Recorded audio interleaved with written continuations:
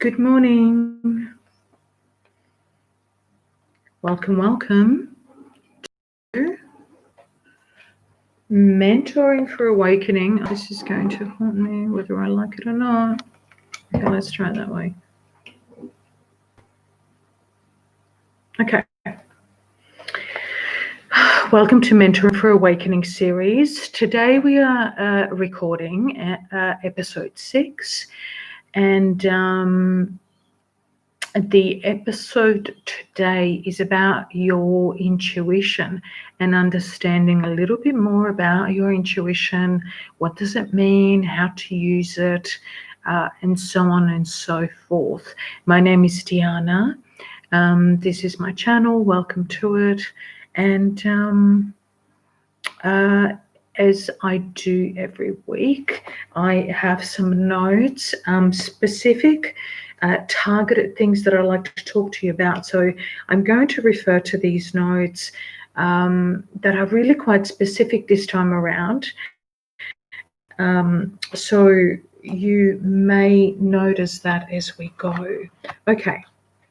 So let's start today's broadcast with the meaning of intuition. So classically or traditionally, intuition, so the meaning of intuition is the ability to understand something instinctively without the need for conscious reasoning. So let's give it some more words to give it a deeper understanding. So intuition, in effect, is something that is instinctive, it is innate, it is an inborn pattern or a tendency. In the dictionary, it's actually even referred to as an impulse. Or a natural aptitude. So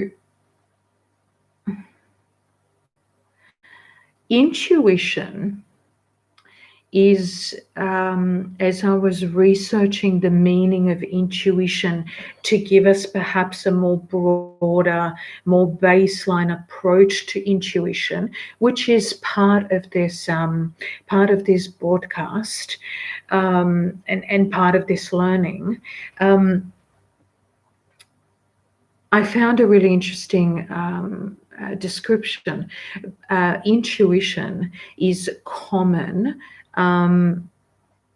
or something that is an action common to most biological species. I hadn't thought of intuition in that way, but I guess it makes sense. So where does intuition come from? Now, to give you some framework, what I'm trying to do here is normalize intuition for you. For the most part, in my experience, intuition is commonly considered to be something that is of a, because it's not obvious, and because it is most commonly referred to as part of a I guess a meditative process, or something that is unseen and not easily explained, almost godly and spiritual. It's considered to be kind of a little bit, outside of perhaps what we might consider to be the norm in everyday life for, everyday people. So what I'm trying to do here is show to you that intuition, in fact, is something that is innate and an inborn tendency, something that is instinctive, that is a natural aptitude. So if intuition has all of these different components with it, then how is it that we, if intuition has all of these innate components, something that is an inborn pattern, an innate pattern of behavior, and part of us as biological species, so it is scientific, then where does it come from? So when I think about intuition, therefore, I would explain it, or I would offer this explanation to you. Intuition is actually something that can be, that I see as being birthed as part of that innate survival instinct. So it is ancient, it's reptilian, it's part of what we have needed in order to survive as a species. However, over time, throughout our history, something that was an innate, that began perhaps as an innate survival process or tool, has developed into being something broader, like an internal guidance system, like a GPS that helps guide us, helps innately draw on the wisdom that's already been gained within us. Yes, it is spiritual. Yes, it is deep. And yes, it is part of every single person as part of this human race, as part of us being biological species. So I hope that this helps you understand and, let's say, normalize what intuition actually is. So, because once we normalize it, then it's much easier to get our head, our logical thinking around the fact that we have intuition. It's always present. It's always within you. It is an innate gift. It is part of something that happens to us naturally.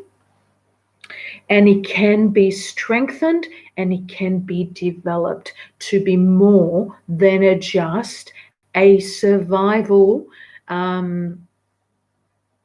fear-based survival trigger. Okay, so I wanted to just also point out the difference between intuition and conditioning, social conditioning. Of course, intuition is something that we are born with as biological species. It initially served as a point of survival, something that helped us survive. These days, it's used in a much more complex way. It can be developed. It can help us draw on our inner wisdom, serve as that innate guidance system, and the most, but very, very important part of the difference between intuition and conditioning is that intuition comes from within. This is your innate, what you're born with, wisdom. Conditioning comes from the outside. It's an outward social conditioning, familial conditioning, an expectation, a tradition, a set of belief systems that are imprinted upon our psyche once we are born into the world. So it's really important to understand that your intuition is innate. It works for your highest and best good, and it's invested in your own wisdom. It's invested in your own personal growth. And the highest and best outcome, like I said, for the evolution of your soul. Whereas conditioning doesn't always work for the individual at all. It has a different agenda, and the agenda of, say, the family, the agenda of society, the agenda of, fitting in, of staying small, as opposed to intuition, your innate intuition, which is about your own journey, your own evolution, being the best possible version of yourself so that you have that to offer to the world. Okay, so that's the difference between the two. I hope your intuition is beginning to make more sense. All right, moving on.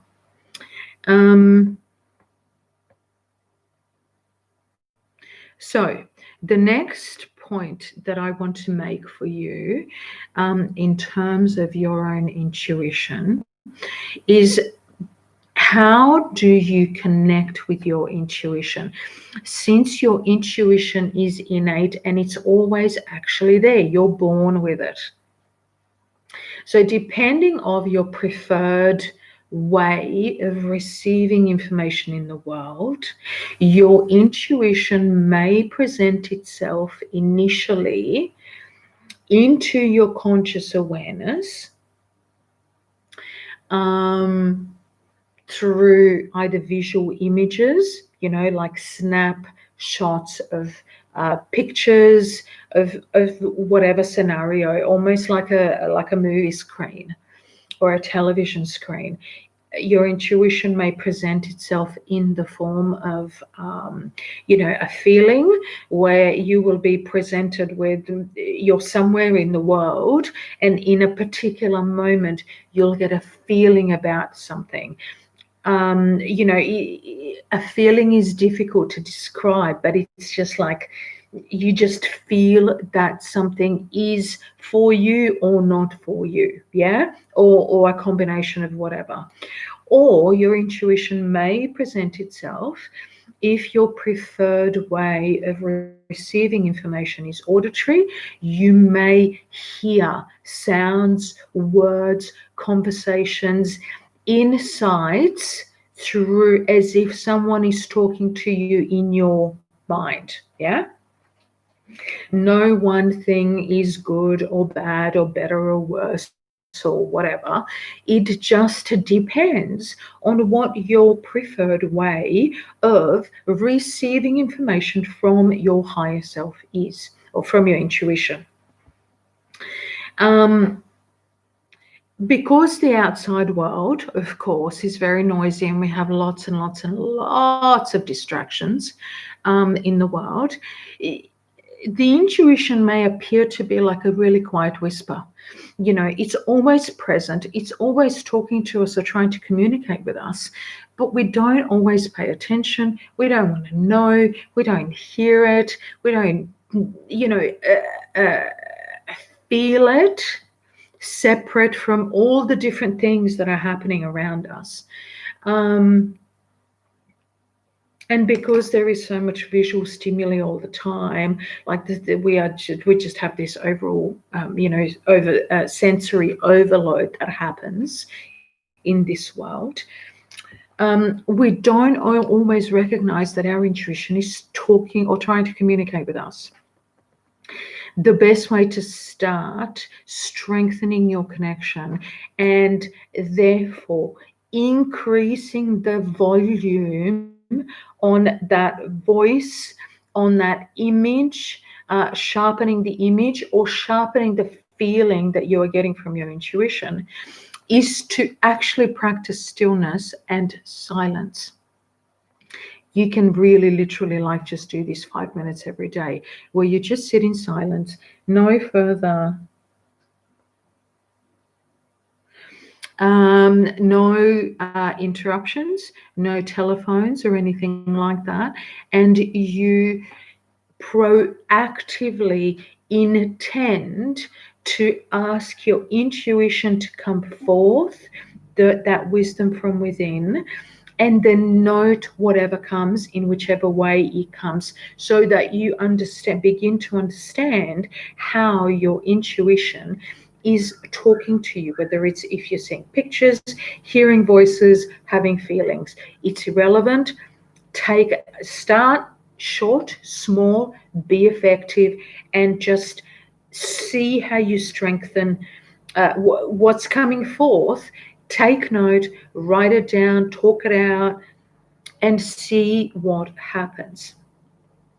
Now, stillness and quiet, of course, can be practiced through meditation and breath work, maybe even, practices like yoga, anything like that, that will give you a moment to just be still and just focus on that inner guidance system, GPS.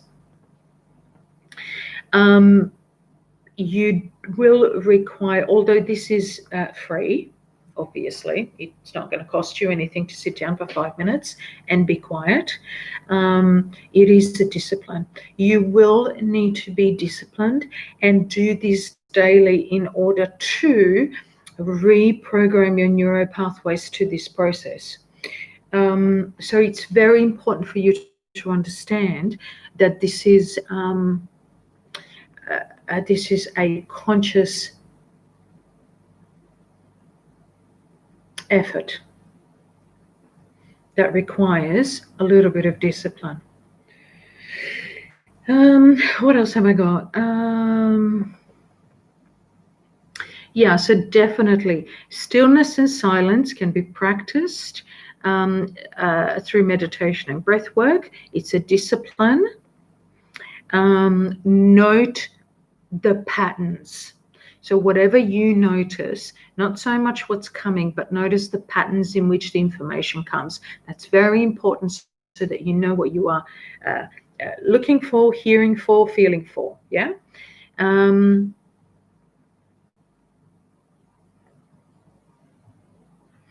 Note how many times your outside world is aligned with your inner wisdom or your intuition, meaning your intuition may be telling you one thing, but you are being told something else by outside conditioning, by social conditioning, by business conditioning, by family conditioning. Begin to notice how these things align. The more you are aligned, the more your world inside is aligned with your world outside, the more your life is with integrity. And the less upheaval and that inner friction you are going to experience.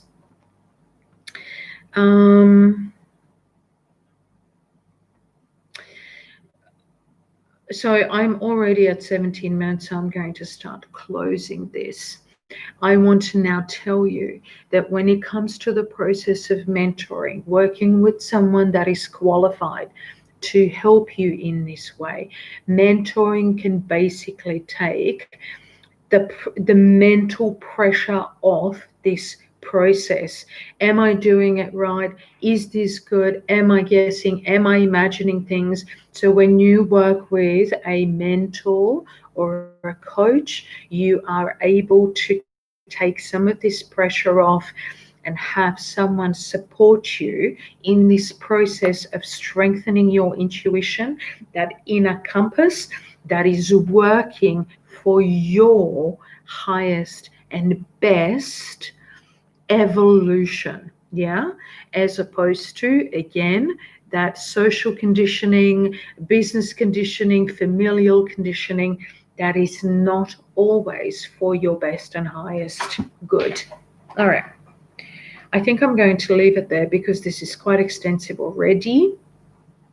I hope you enjoy this. If you need some more clarity, please feel free to write to me some more.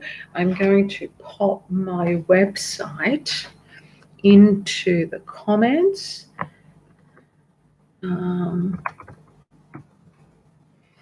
So that you can write to me and contact me, ask me questions, and we can go from there. All right, my loves, 1919. Love you lots. Have a good one. Bye.